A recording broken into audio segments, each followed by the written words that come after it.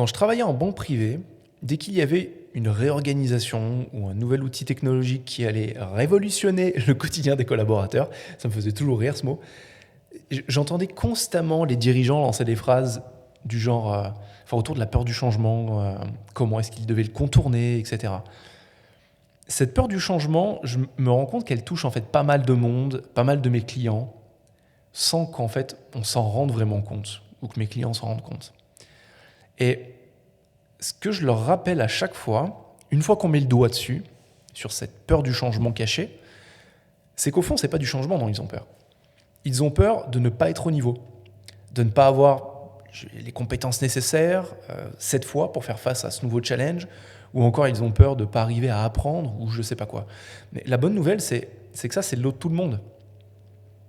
Il y a une autre bonne nouvelle, c'est que c'est en acceptant la frustration de ne pas savoir dès le début, de devoir apprendre, de devoir commettre des erreurs, de devoir se démotiver et quand même continuer encore et encore que nous grandissons au final.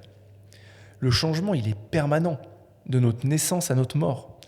On tombe en apprenant à marcher. On crache notre purée de carottes avant de l'apprécier ou d'en arriver à la conclusion qu'on la déteste. On tombe de notre vélo avant de rouler comme un patron, quoi. Par contre, ce que l'être humain ne fait pas, c'est ne pas apprendre à marcher. Ne rien tester pour lui ou par lui-même, ou rester par terre une fois qu'il est tombé. On est câblé pour poursuivre notre vie, pour croître, pour survivre au changement. Une fois qu'on a compris ça, je pense que plus rien n'est une question de survie. On embrasse les galères, qu'on les aime ou pas d'ailleurs, et on se focalise sur notre croissance au quotidien, un jour après l'autre. Parce que quand tu te mets à réfléchir à la journée, c'est beaucoup plus simple, c'est plus digeste, et c'est largement suffisant quand on parle action.